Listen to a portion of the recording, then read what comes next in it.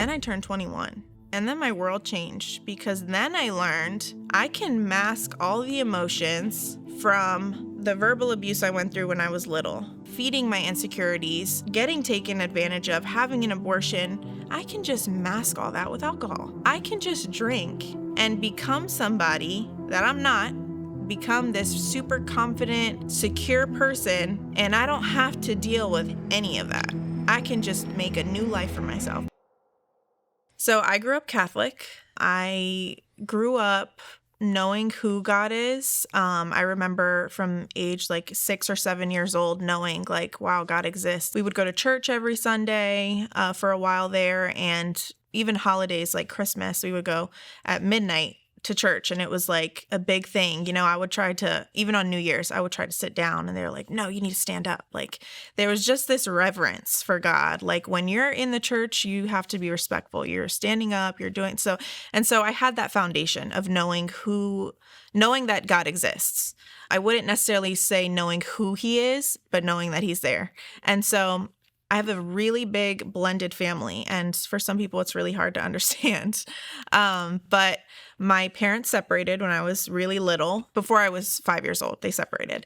And so from my earliest memory, I have always had a big family. Both sides of my family, my mom and my dad, were all like literally like a big family. Like it's hard for people to understand because they're like, you know, your sisters on your mom's side and then you have sisters on your dad's side, but you guys all call each other sisters and you guys are all always together. So they're like, who comes from where? And we're like, we're just sisters. Like that's it. We're just sisters. And so that's how it's been from really little.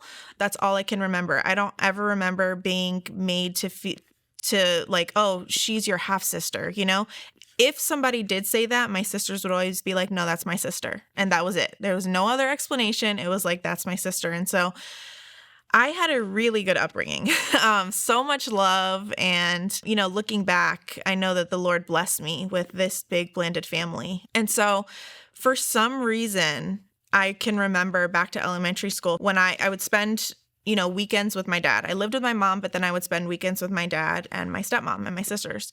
And I just remember having this feeling like I'm a stepchild. And there was no reason for it, right? Because nobody ever made me feel that way. It was just in my head. Like I remember from a young age always being in my head. And little things like that, like things that people would say that they wouldn't even mean, like, oh, so she's your half sister. Like that would cut me deep because that would just feed to, yeah, you're a stepchild. You guys don't have the same mom and dad.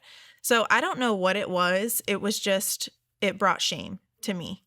And like I said, that's elementary school, having those feelings of, I don't really belong. And again, everybody making me feel so welcomed, but just having those feelings. And so in elementary school, I had a best friend and I would spend a lot of time with her. You know, when my mom would work, I would sometimes spend time with her at her house, sleepovers, all that, you know, what kids do. And we were really good friends. And her mom was actually verbally abusive towards me. Sometimes physical. I wouldn't say like beating me up or anything, but little things like pinching me or pushing me and things like that. And so in my mind, I was struggling with, who are you? You know?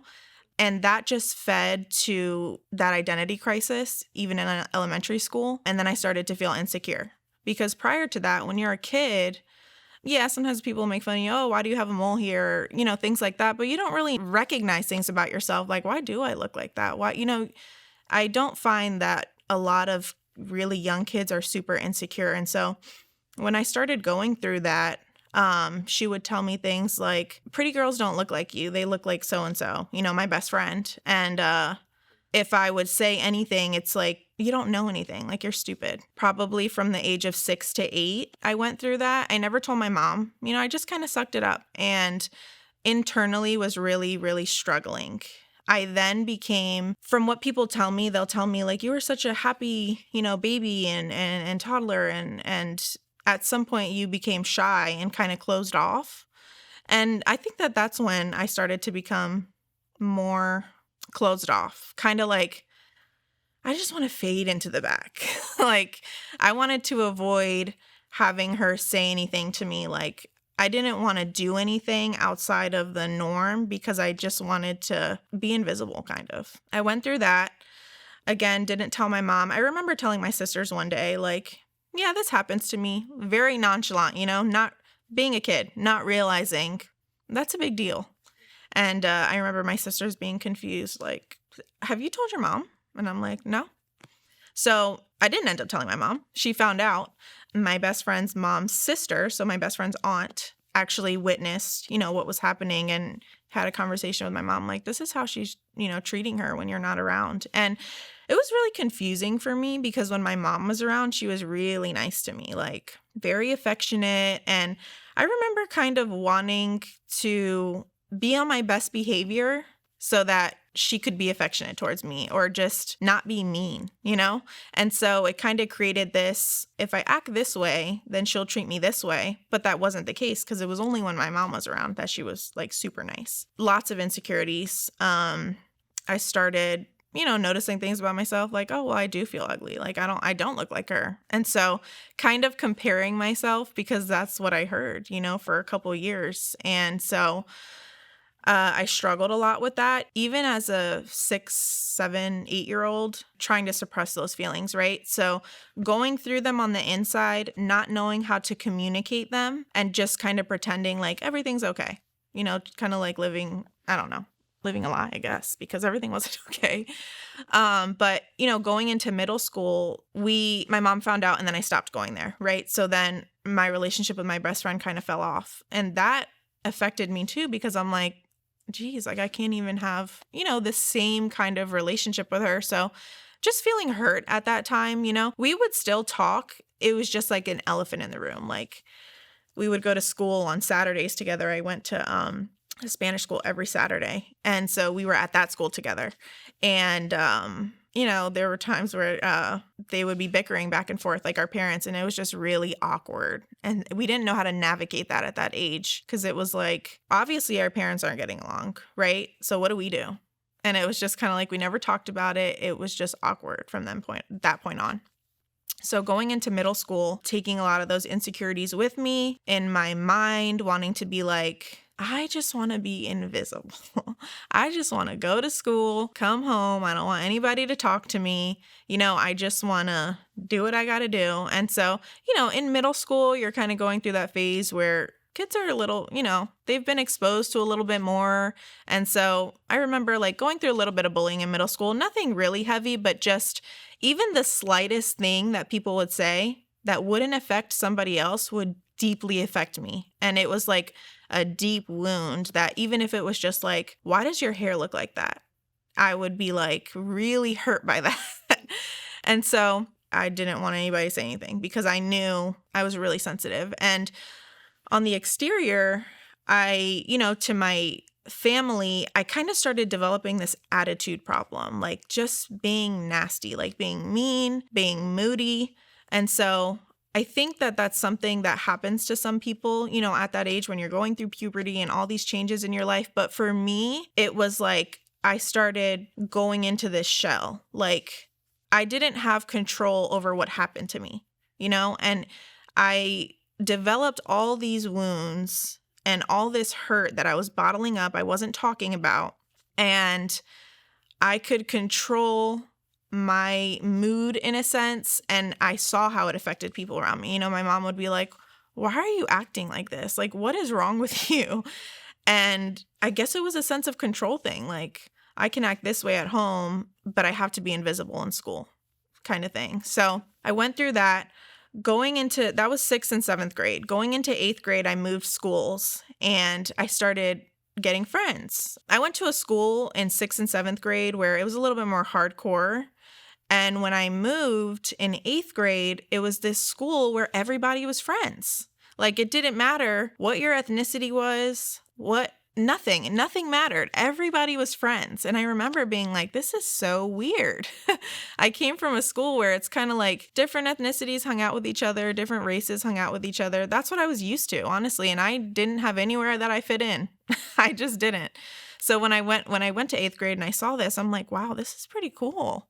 I started to get more friends, still really, really insecure, but now putting my identity in, now I have friends. So now my worth was people liking me. So then I got into the phase of people pleasing. So now I don't want to be invisible. Now I want to people please because that makes me feel worthy. And that's in 8th grade. So when I think back to when I look at 8th graders now, I'm like, that's a lot for 8th grade, Couldn't process it then, didn't know what was going on, but through a lot of prayer now and just revisiting those memories and those emotions, it's heavy. And there's been a lot of healing that's had to take place. So now my identity is not I want to be invisible, it's I want to be popular. I want to be the people that people want to be around. That made me feel good. And at home, I was still a miserable person. I was still attitude problem, mean to my family. And for some reason, it was just at my mom's house. When I went to my dad's house, my dad and his wife, I was a different person. And then I would come back and be me. And my mom's like, I don't understand. Like, I would have moments, of course, where I was, nice and we could have a good time. But for the most part, I was just moody, just very moody. And it deeply affected people around me. That was 8th grade. Going into high school, kind of carrying that with me. High school was different. You come from 8th grade where you're the oldest in the school and like, yeah, I'm popular. And then you go into high school and you're like, oh, well, nobody really knows me here. Like, I'm not. So navigating through that, I had one best friend in high school. We were friends in middle school, became really close in high school. She stayed best friends with me all throughout high school. We're still best friends to this day. And so we really clinged on to each other because high school was a different ballgame. And so I remember still struggling internally, but now going into high school, people are getting boyfriends and people are, it's just a whole different world. And so I kind of became this person that I really wasn't, but it was the people pleasing. It was, if I can be this way, people will like me, even though that wasn't me. And that caught up with me. That caught up with me because it's exhausting. It's really exhausting. Pretending to be somebody that you're not, it's tiring. So I go into 9th grade was okay, kind of gathering my surroundings. 10th grade, I got into a relationship. And that was my first, really real. I say real, it's in high school, but, what I thought was real at that time. So I was 15 when I started dating this person, and we dated on and off until I was 21. So that was a long time. I went through a lot of phases with him. And so that relationship was filled with drama. It was really good at the beginning because he was very outgoing. So he kind of got me out of my shell, and then people, because he was really popular, people were like, oh, that's Christina. So then I started getting to know more people and becoming more popular. And again, people pleasing and just putting my worth in. If I act this way and people like me, I feel worthy. I feel like I mean something to people. And so I could mask those insecurities that came from what I went through as a child with, well, I'm popular. So that's it. That's my identity. I'm popular now. And so going through that relationship wasn't even really a relationship when I think back on it. It was more like me being in the relationship and him just saying he was. So that went on for, again, I was 15 when we got together and we didn't break up until I was 21, way after high school. And so I got pregnant after high school. That was scary. That was really scary for me. And I ended up having an abortion.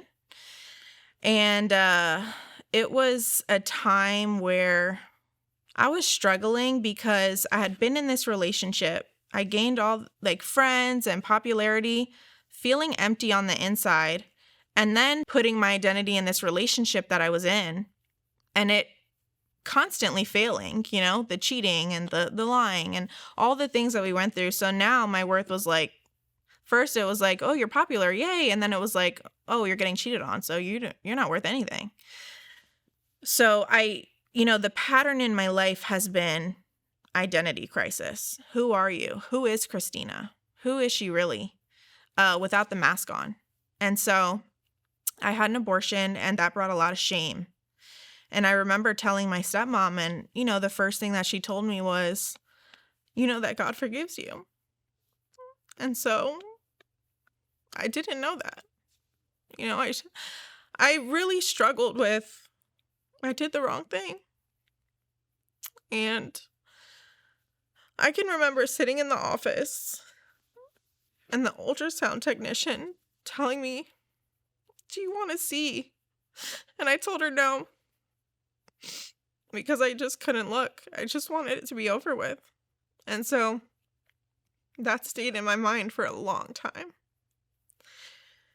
And so when my stepmom told me that, it started this, does he forgive me? You know? I failed him. And at that time, I didn't have a personal relationship with him. And so it was hard to understand. It was really hard. And I went through a lot by myself because, the person that I was with, he didn't even talk to me. The day that it happened, a couple days before it happened, a couple days after it happened, we just didn't talk, He's like, oh, I didn't think you were actually going to do it. So in the midst of all this, I was in my senior year, and I'm backtracking a little bit because my abortion was after high school. I was 18 years old in high school. I was 19 years old when this happened, shortly after I graduated high school. So in my senior year, him and I were on a break. And now in my senior year, I'm discovering people party. People drink even though they're not 21. And, I grew up being exposed to drinking and, oh yeah, take a sip here and there. It's not a big deal, And so it wasn't completely foreign. It was just like high schoolers go out and it's just them and they're partying. Like, what is this? I remember going out with a friend to somebody's house and we were drinking. I remember drinking. And then the next thing, I woke up in a hospital bed. When I woke up in the hospital bed, they told me, we have reason to believe that you were raped. And I'm like, just taken back. Still had alcohol in my system, IVs in my arm. And I'm thinking, like, what happened? I had lied to my mom about where I was going. She didn't know. She thought I was going to my best friend's house, which I frequently did. So she had no idea where I was. So when, we started talking about the night, again, all I remember is drinking in a basement and then waking up in the hospital bed. So what my mom told me was there was a ring on the doorbell after 12, really late, and she didn't answer it. There was another ring on the doorbell, and then she opened the door, and she found me laying in front of the door. Immediately, what is going on? Her daughter is laying unconscious on the floor. And, my shirt was on wrong. My pants were unbuttoned. The worst is going through her mind. So then she looks and she sees a car with two guys in it. She pulls me into the house, calls the ambulance, and didn't know anything until I woke up the next morning. And I kind of told her what happened, told her that I had been out drinking, and all I remember is that. So that also brought a lot of shame. That was when I can remember being like, I messed up. This isn't how I should be living my life. And I tied that back to the foundation that I had of, knowing who God is. And I remember thinking, this isn't good, I found a letter recently that I wrote myself back then. And in the letter, I talked about that night. And in the letter I said, drinking is stupid. I'm not going to do that ever again. Like, that wasn't worth it. What happened to me. And so it's ironic reading that letter now because what should have driven me away from alcohol pulled me in deeper. And so going into college, didn't drink too much, but then I turned 21. And then my world changed because then I learned I can mask all the emotions from the verbal abuse I went through when I was little, being in that relationship, feeding my insecurities, getting taken advantage of, having an abortion. I can just mask all that with alcohol. I can just drink and become somebody that I'm not, become this super confident, secure person, and I don't have to deal with any of that. I can just make a new life for myself. I'm 21, I'm an adult, I'm starting to become more independent, and that's what I'm going to do. So I partied a lot from the age of 21 to 25. I partied a lot. It would be Thursday through Sunday, and I was in hair school at the time. So I came back from college, and I decided, I don't want to do college. I want to do cosmetology school. So that was every Saturday. I was still going out Thursday, Friday, Saturday, Sunday. I was just showing up to school hungover, still smelling like alcohol. And so I loved that life because of all the things that it was masking and because I felt happy in the moment. I just felt on top of the world. It was still leaving me empty. I was still waking up like, there's got to be more to this, because I was introduced to Christianity before that. And I kind of, wow, now I'm learning about Jesus. Now I'm learning about there's a sacrifice that he made for us. And there's people my age that are walking in holiness or trying to. And I had no idea what that looked like for me, because I had spent so many years with this persona that wasn't even me. I just didn't know what that looked like for my life. Like, I'm actually going to have to be myself. There's no drinking when you're going to a Bible study. You have to be yourself, And so I learned about that, but then I backslid. I backslid a lot because I was still in that relationship. And then I turned 21. Me and him had broken up and I could start drinking legally. So that's what I did. I started drinking and I started going out, and now my identity was Christina's the party girl. She always knows where the party is. She's always doing something. And so from 21 to 25, I had moments where I would be like, I want to go to church. I want to go to church. I want to read my Bible. I remember sitting on my bed, opening my Bible, not knowing, what does any of this mean? I had grown up Catholic, never read my Bible, did it for my communion classes that I did in middle school, read some verses and memorized a couple things, but never really sat down to understand what was in the Bible. So I had moments where I would do that, but then I would get pulled back in to, well, you're a party girl. That's who you are. You're a party girl. That's your lifestyle. And so I remember having these thoughts because I went to in the midst of all this, on and off, I went to a church where they would say, just accept Jesus into your heart. Say this prayer with me. I said it every single time I went to church. Every single time at the end, I said that prayer, and they would say, come up and talk to someone. We have resources for you. And I remember a couple times I went up, but then I'm like, I'm saying this every time I come. Like, they're going to be like, why are you coming up every time? And so I remember hearing about the concept of being born again. So in my mind, I'm like, I'm saying this prayer, but then I'm hearing that you have to be born again. What does that mean? Like, I don't understand. And I remember in my head being like, you party, you drink, you get drunk. People are going to think you're a hypocrite. You can't just all of a sudden go to church consistently, and your life can't change that way. It just can't. At this point, I'm still people pleasing, right? What are people going to think of me? Christina, the party girl turned church girl? Like, that doesn't, something sounds off about that. And so that was my mindset. So for years, in the midst of the drunkenness and the partying, having those moments and having that pull. And so I turned 25 and I got pregnant with my son.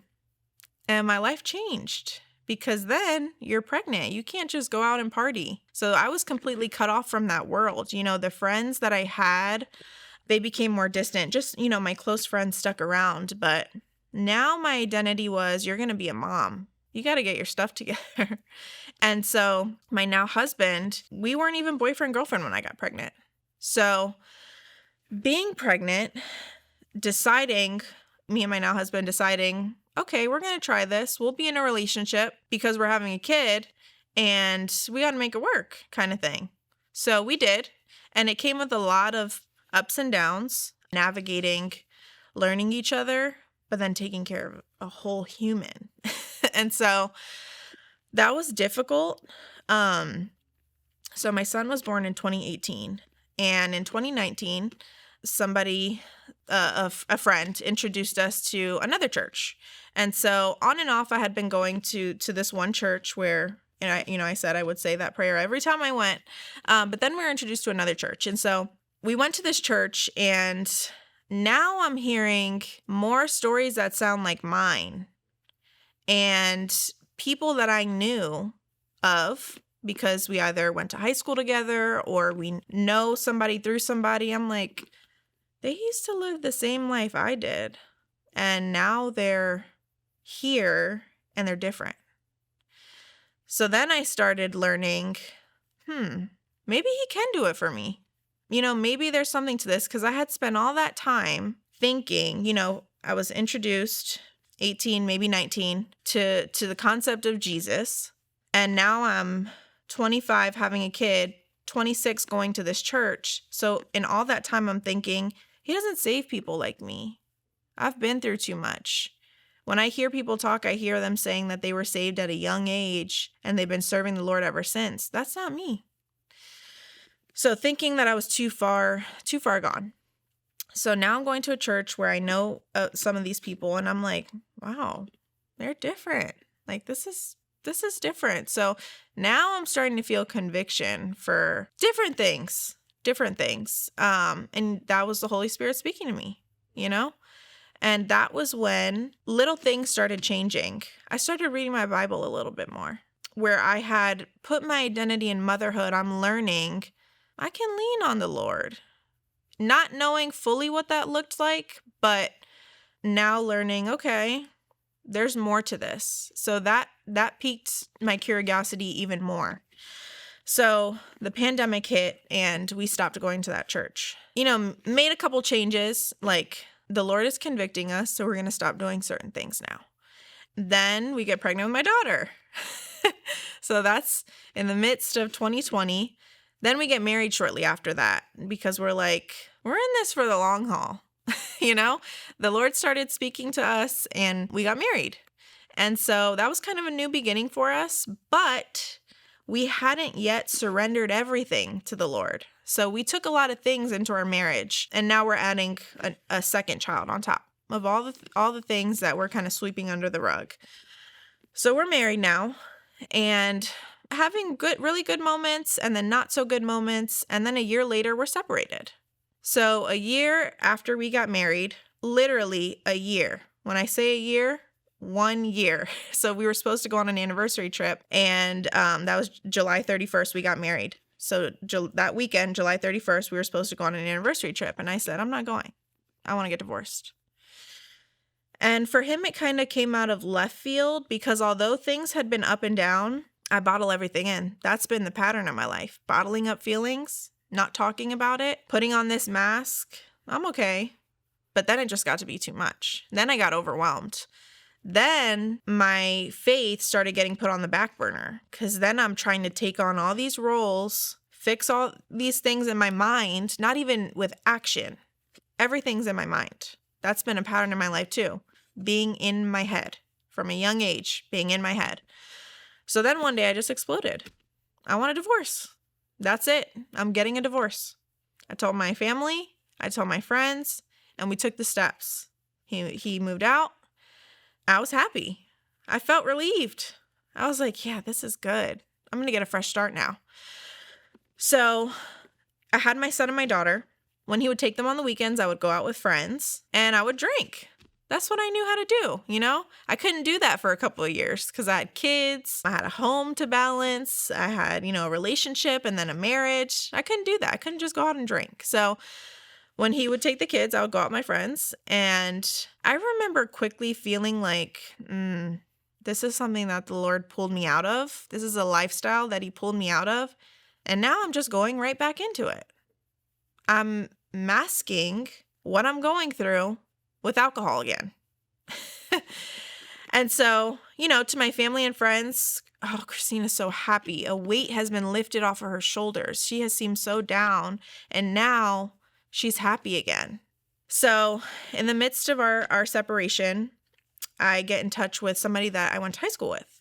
And so we had talked here and there. She became a Christian and I knew her husband more than I knew her. But, we had connected over little things on Instagram, like, things that I posted about my faith or whatever. She just realized like, oh, she's Christian too. And so, we were talking and she reached out to me and we were like, oh, we have to get together. And so we did. She came over one day. My husband and I had been separated at this point for probably a month and a half, almost 2 months. So she came over and we started talking and she's like, you can talk to me. You can tell me what's been going on, because I had told her that we were separated and she was like, I knew something was up. I felt like I needed to reach out to you. So we started talking. I started, kind of briefing her on this is what I've been going through. And now I don't have to go through that anymore. I'm happy. I'm relieved.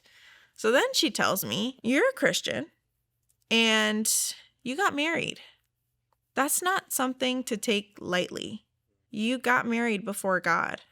So now I'm like, because I had spent the past month and a half, 2 months, feeling like I was so happy, being so hateful towards my husband, saying just the meanest things, right? Because at that point, I felt like that was making me feel better. I was hurt for X amount of time, and now the script has flipped. And so now I'm kind of taking all my emotions out on him, not dealing with them, just throwing things on him, right? Being just mean and at the same time feeling happy. This weight is lifted. I don't have to deal with him anymore. That's it. So when she started telling me that, I started thinking like, okay, so where's she going with this? Because I had other people say, the Lord can fix, he redeems. And yeah, but I don't want him to. I'm over it. I don't want him to. I don't want him to fix it. I'm not praying for that. I'm praying because I'm thankful that I feel relieved. So she tells me, divorce shouldn't even be in your vocabulary. And I'm like, In one moment, I feel like the best way for me to describe it is I had a block of ice around my heart. In one moment, it shattered. And I'm like, what am I doing? What am I doing? What have I done? My family's involved. My friends are involved. Because we went through toxic situations together. And so there being some sort of relief with my parents and, my sisters and them feeling like, good, she feels better. All this is going on in my head. I'm like, what is happening right now? Because then my heart got soft. And I'm thinking, I don't want to get a divorce. Like, what have I done? What did I do? I brought everybody into this. All of our lives have changed, My husband has moved not all his stuff, but a lot of his stuff out. And I'm going to disappoint people when I tell them I don't want a divorce anymore. That was really heavy for me. And then, at the end of our conversation, I kind of started to tell her like, wow, this is really, speaking to me right now. And so, she leaves and she's like, put your ring back on. Because I had taken my ring off, just, petty, just to hurt my husband, right? Taking my ring off. I'm not married anymore and pretending like I'm not married. So she tells me, put your ring back on. So she leaves and I'm sitting there with all this like, wow, this is a lot to take in right now. I go get my ring. I put it back on. And I remember texting my husband because he had been pursuing me, even though I was being cruel. He had been pursuing me and saying like, I'm going to pray, that's all I can do. So I remember texting him like, hey, are you still willing to maybe try out marriage counseling? That was my way of saying like, maybe I don't want to do this without saying it. And he's all excited, right?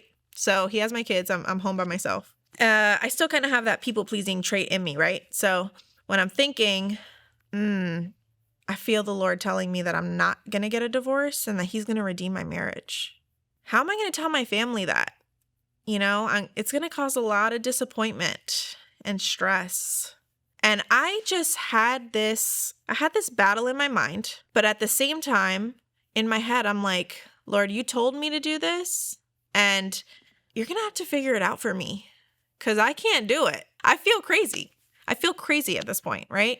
And so it came so suddenly at a point where I had been backsliding, right? Because we had been introduced to this church.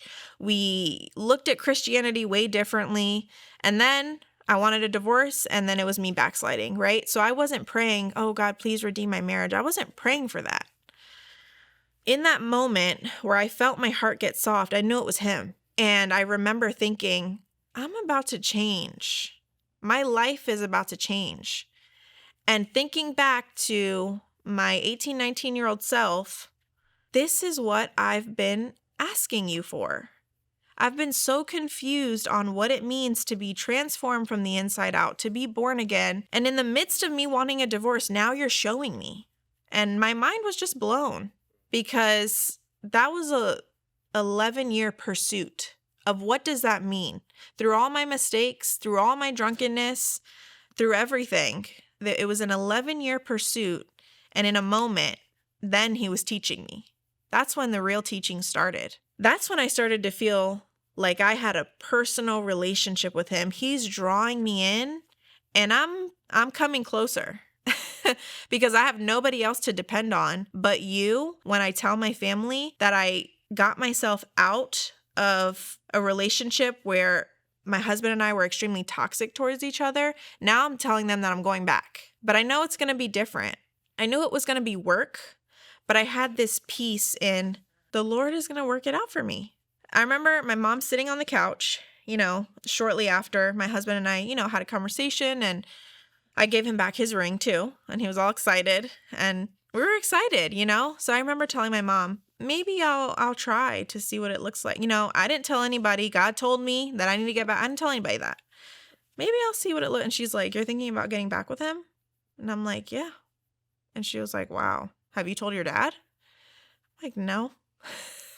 That was the last person I wanted to tell. I told some of my sisters, and they're like shocked. Like, okay, really confused, because one moment you're rejoicing and then now you're saying you're getting back with him. A little confusing, I remember not even telling my best friend, and I did a story on Instagram and I had my ring on. My best friend's like my sister. She's like, you have your ring on. And I'm like, yeah. She's like, when were you going to tell me? Instantly, I kind of got defensive, like, well, I don't have to explain. Like, this is what I'm doing kind of thing. So I had to sit and I had to process. I don't want to ruin relationships in my life, but I do want you to redeem my marriage. So I need you. I need you right now to show me what that looks like. So I remember having a conversation with my dad. We're on the phone, and we had multiple conversations, And I remember telling him one thing. When people are sick, we pray to God that he heals them. Why can't he do that for my marriage? Why can't he heal my marriage? If we believe in those moments that he will heal someone, why can't that happen for my marriage? And my dad didn't really have an answer. And so my husband and I get back together, and I have never been the same since that day. I have never been the same. The way I thought, the desires that I had, the way I communicated. I kind of had a sailor's mouth, I think they call it, like cursed a lot, even with having kids. And, my son was getting a little bit bigger and starting to repeat stuff like this. No more cursing. And I started being transformed. And it was only God, only Jesus could have came in that moment where my heart was stone cold and radically changed the way that I felt. Then he started bringing me into community and just going deeper. And that doesn't look the same for everyone, but for me, it looked so much different than the moments where on a weekend where not much was going on. Oh, I didn't really drink a lot last night. I can go to church. Going, that curiosity being there. Now it was like, I'm taking you deep. Like, we're in this for the long haul. And so I had always questioned, am I saved? In that, because I'm saying this prayer every Sunday. Am I really saved if I have to say it every Sunday? I don't know. And so now I was in a place where I wasn't questioning that anymore. Like, you're working in my life. And then people around me started seeing, you guys are different, My husband has an entire testimony of his own, but people saying, you're different and you're different to me and my husband. My life hasn't been the same since. And like I said, I got involved with more community, and he started restoring some of the relationships from high school of people that I was doing Bible study with and stuff like that. And so I still was kind of striving, still feeling like I need to please God. Like, I have to do things to please him, feeling a lot of shame when I messed up. I need to read my Bible every day. So if there was a day that I didn't, shame. Wow, you didn't read your Bible. God is disappointed. So one thing somebody told me that really stuck with me, this is somebody that knew me in high school, right? And so now, 11 years later, we're reconnected, tells me, he waited for you for 11 years. how much more is he going to do now that he has you? That wrecked me. That really, really, really wrecked me. Because then I started thinking back to all the things I had went through. And being somebody that suppresses a lot of emotions, I had to go through a lot of healing with the Lord. And even still to this day, there's things that he's still, helping me through. So hearing that, and then they tell me after that, how much more is he going to do now? You don't have to strive. You can rest in being his daughter.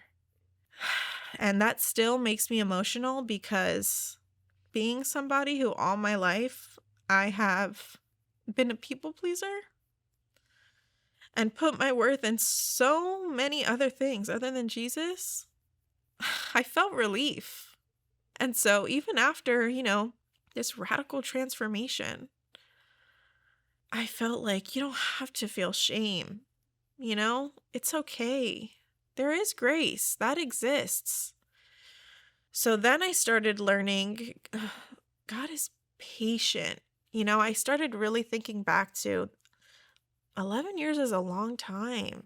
That's a long time. And I messed up a lot in those 11 years. There's a lot that happened. And so then I started realizing I am forgiven. And now I have to forgive myself. Now I have a solid identity in Christ. Now I can show people who Christina is.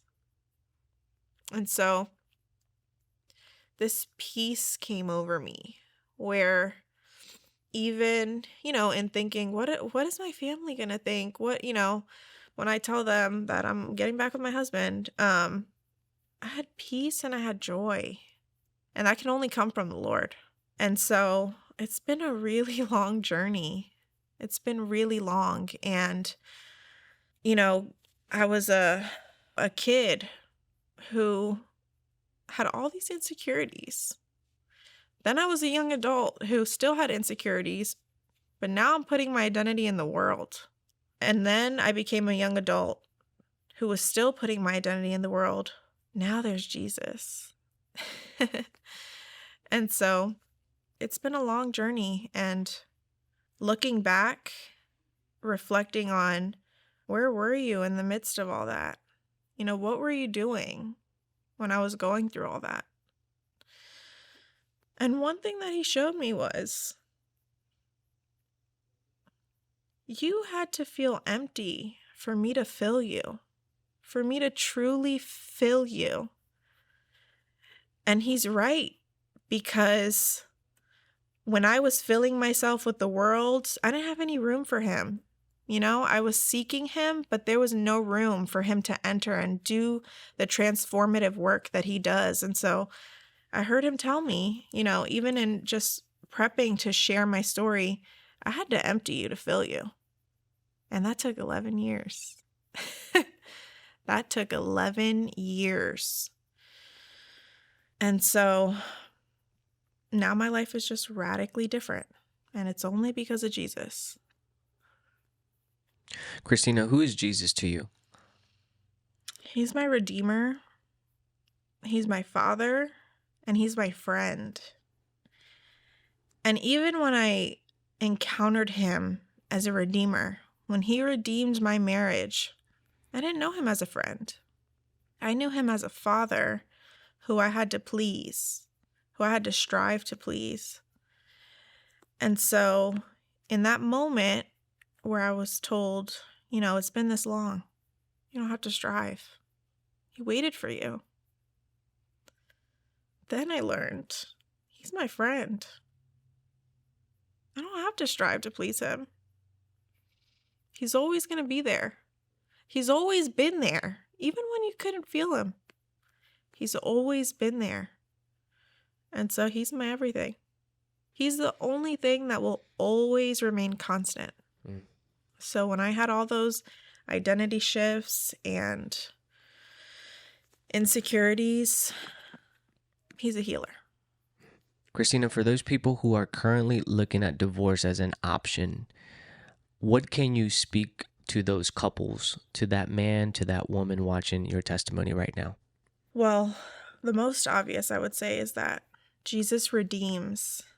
But more than that, because I had people telling me that and I didn't believe it. So more than that, if you're in a place where you see no other way out, just lean on him.